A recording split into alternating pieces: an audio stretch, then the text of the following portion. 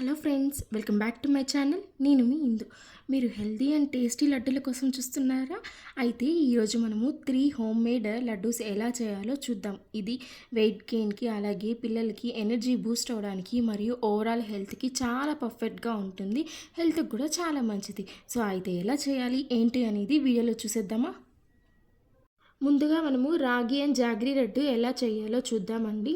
ఒక ప్యాన్ పెట్టుకొని అందులో గీ యాడ్ చేసుకొని, అలాగే 1 కప్ ఆఫ్ రాగి పిండిని లో ఫ్లేమ్లో రోస్ట్ చేయండి. మంచిగా స్మెల్ వచ్చేదాకా రోస్ట్ చేసుకొని, దాని తర్వాత హాఫ్ కప్ ఆఫ్ బెల్లం యాడ్ చేసుకోండి.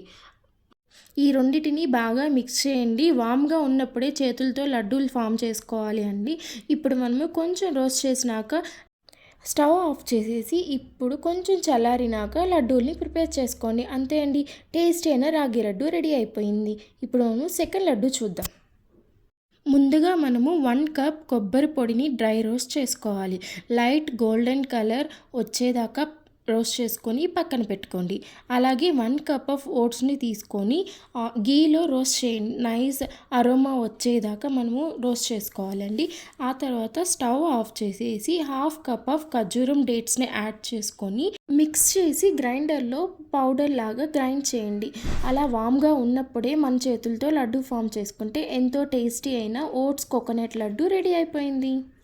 ఇప్పుడు మనము ఇంకొక లడ్డు ఎలా చేసుకోవాలో చూద్దాం. ముందుగా మనము హాఫ్ కప్ బాదం, హాఫ్ కప్ పిస్తా, హాఫ్ కప్ అంజీర్, అలాగే 2 table spoon of sunflower seed, 2 table spoon of pumpkin సీడ్స్ని లైట్గా రోస్ట్ చేయండి.